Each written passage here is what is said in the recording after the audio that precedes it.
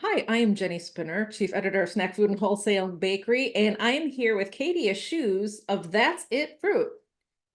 Welcome, Katie. Thank you for having me. Katie's the Chief Sales and Commercial Officer for the company, and it is a pretty cool company with the trend towards clean label, better eating. It doesn't get much cleaner than That's It. The products, the fruit bars and other things, typically have about an average of two ingredients. So we're going to talk about the company, the history, and some new stuff going on. Katie, I was wondering if we could start off, if you could share what people call the elevator presentation of That's It, how the company got hmm started, how it's grown, and what sets you apart.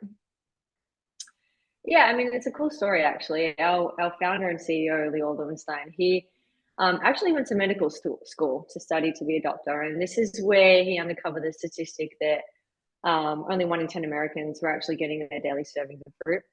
So he set out to change that, not through medicine, but through food. So he created this brand called That's It. The original fruit bar, still to this day, only has two ingredients. It's fruit and fruit. That's it. That's the name. He started actually at farmers markets in Santa Monica and got a lot of traction and submitted it for a program with Whole Foods. And within 6 weeks, actually got confirmation that they wanted to roll the brand out nationally. So you can imagine going from farmers markets to getting national ranging at Whole Foods. Pretty frightening, but he managed to successfully scale the business and build the business off the back of that.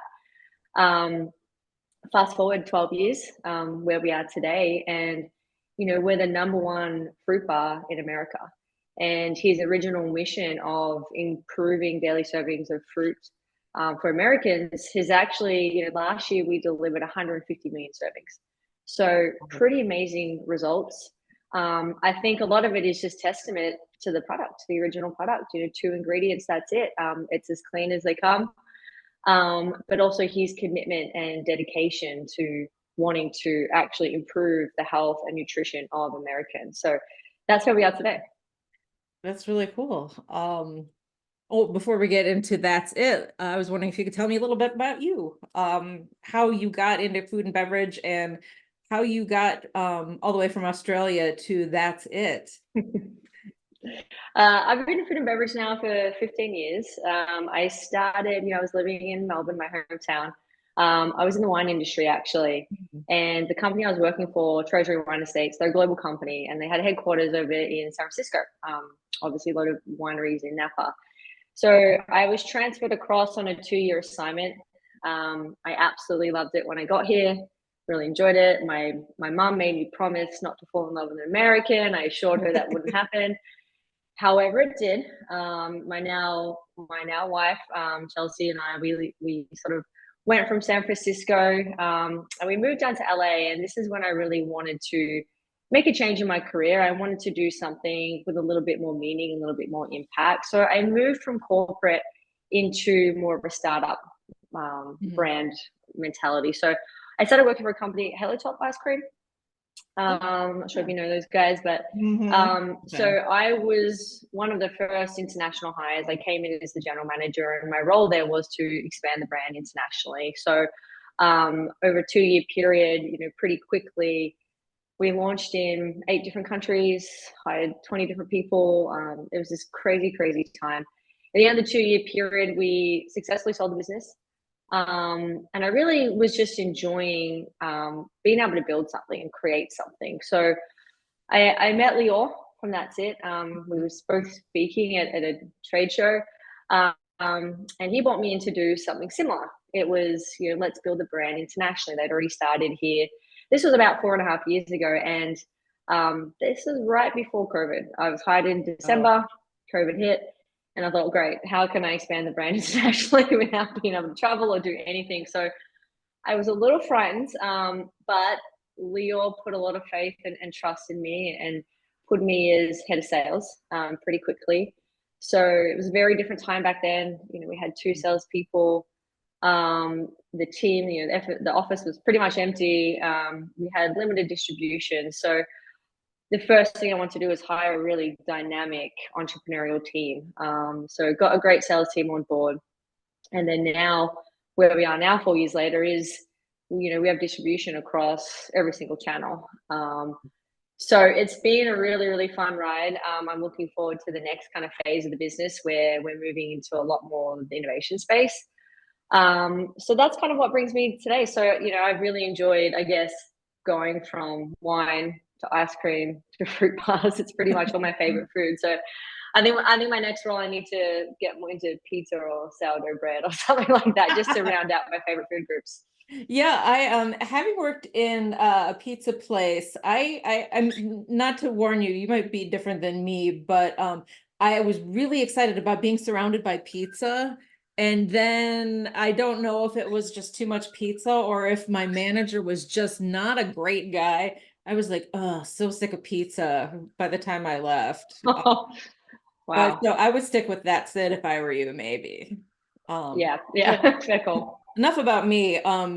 That's it recently shared the results of your snacking trends on Wrap report, which is a pretty interesting dive into some interesting numbers. Could you please share what that is and why you decided to launch this out into the world and how you conducted the research? Yeah. Apologies for all the siren sounds. That's like That's classic why. LA. So you might have to get used to that. So I mean, we put consumers at the core of everything that we do. So we wanted to invest in some research to truly understand what are the current snacking trends. So we went out and we actually surveyed both consumers and then a group of nutritionists and registered dietitians. We have a group that we work with. We call them the nutrition fam. Mhm. And this group of registered dietitians and nutritionists, we collaborate with them, we work with them, they help us understand trends, we help them understand trends. So we did this report together and we really kind of unveiled some interesting finds, some interesting insights. So we thought, let's release this. This could be quite beneficial to all of the consumers.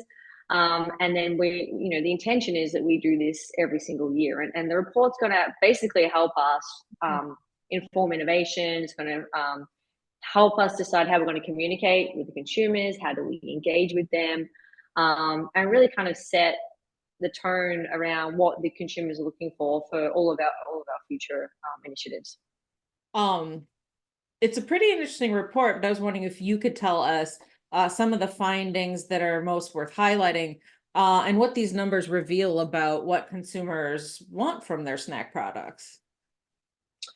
Yeah, there were three key findings or three highlights I would say that came out of it. The first one was that a lot of people are actually prioritizing fruit and vegetables, which is great. Mhm. So we're on the right track. But 91% of registered dietitians put that as basically a huge priority for them. And 53% of consumers put fruit and vegetables as a huge priority for them. So that we found quite valuable, knowing that we are on the right track and to continue to deliver on our mission of increasing fruit servings. The second one was around reducing sugar and sugar alcohols. I think that this is probably not something new, but it is becoming increasingly more important as education Mhm. around what sugar can do to your body and the impact that it can have. I think that's becoming more heightened. And then lastly, I guess prioritization of reading labels, the closer examination of labels, not just the front, but also the back. You see a lot of brands might put on the front, the ingredient list, but they might only be sharing half the ingredients. And then on the back, once you actually scrutinize the ingredients, there's a lot more that's hidden in there. So people becoming more and more aware of that and more familiar. So they were probably the three highlights and key takeaways we took from the report. Were there any surprises after you got the numbers back? Yeah, one thing that surprised us a little bit was, I guess, the allergy awareness piece. So we partner with FAIR, they're a food allergy research and education organization. All of our products are free from the top 12 allergens. So the fact that the awareness and prioritization of food allergies was actually quite low in the report, it was only about 4% put it as a big priority for them, shocked us a little bit because we know that 1 in 4 American households are impacted by food allergies. Mhm. So regardless of the findings, it's still important for us to be able to provide safe products and ones that are accessible to this community, So that's definitely something that, you know, we'll continue to do a little bit more research on and continue to partner with FAIR as well. And then could you tell us how the findings and what they reveal about better for you eating interests are informing the team at That's It, that you're headed in the right direction with your healthful, clean label philosophy? Well, thankfully, the fruit and veggies was the number one priority. But also, we saw a big decline in people caring about, I guess, trend diets. So, keto, for example. We saw in the report that people are shifting away from that. It really, you know, it really peaked, started in about 2016, it really peaked in about 2019. And now, even more so, we're seeing it in sales data as well, particularly for our category, the keto products that lean heavily into keto are starting to see some declines. So for us, that was good to know that people, whilst they do jump around from different dietary requirements, this, you know, knowing that this has gone away was a good highlight for us, that we are on the right track of just keeping ingredients clean, keeping them simple, and really just focusing on that. Let's jump into away from the part and into the cool innovations that have been going on at That's It. What have you released recently?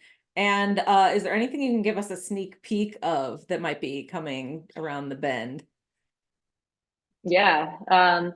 So innovation is very exciting for us. We kind of call our founder, he's a bit of a mad scientist. He's always concocting things. And we've moved into very much the functional space, particularly energy. Nice. So we know that energy is big in beverage, and a lot of people associate energy as, you know, artificial ingredients, kind of high sugar, a lot of the nasty things out there. But there has been a big shift. You know, we've seen brands like Celsius really take over from Red Bull and one, you know, the fastest growing energy brands. So there really isn't anything from a snacking perspective that replicates that. So we wanted to come out with an energy line. So there's two parts to that. The first one is we have chocolate truffles, and the original chocolate truffle is fruit driven, coated in chocolate. We have just released now, it's called an espresso truffle. So on the inside is basically a shot of espresso coated in dark chocolate. This is a little sneak peek here, but these guys, they're very deadly. It's about 70 calories per truffle. They're all organic, clean ingredients. So we are launching these in Costco in the next couple of weeks, actually about 2 weeks from now, in one of the regions, hoping to get a bit of traction, then we can launch it nationally. That's really cool. So that's the first one. Yeah. The second one, similar to the truffles, we're looking at, we're calling them our energy blends. So it's using what we're known for, which is fruit, but then adding basically a shot of espresso within the energy blends as well. So these are completely clean. I've got a packet here for you.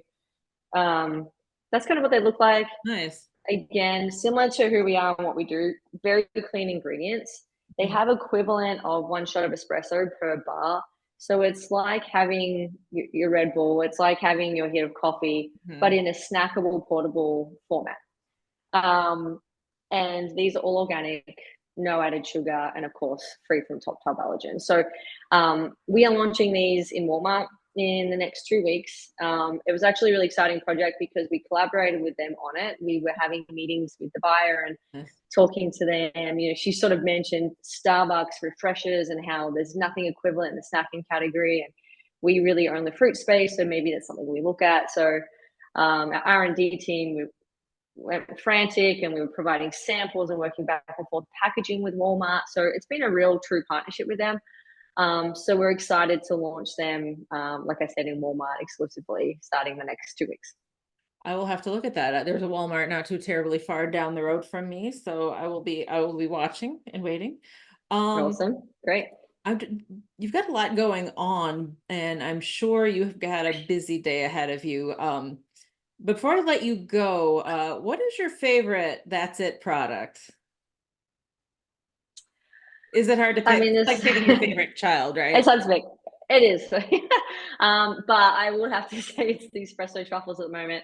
I find myself eating like four or five of them a day, and it's getting really bad. And I'm kind of, I have that moment where like I will. Yes, kind of. There's a product in Australia. It's called a Tim Tam biscuit. It's a chocolate biscuit, Oh, yes, and I'm well familiar. yes, they're awesome. And it's something that you do is you dip the Tim Tam in a cup of coffee, and then you kind of sip on it and you slurp it. And it's the whole thing is like it's a special moment that you have with your coffee and your chocolate biscuit. And I find the same with these espresso truffles where whenever I'm having one, I'll kind of make sure my office door is locked. I don't want anyone disturbing me. I'm having this like peaceful moment with my really decadent little chocolate, and I just enjoy it for a few minutes and I completely zone out. And it's become this little ritual that I have every day, and I just love it. That's great. Well, thank you for your time. Thank you for making such, to get editorial for a second, as somebody who's trying to eat a little bit better, I really appreciate the products that it has come out with. So thank you for that. Well, That's about it. We're out of time. great. Katie, thanks a ton for your time. I really appreciate it. Absolutely. Thank you for having me. And everybody in the audience, thanks for listening. Until next time.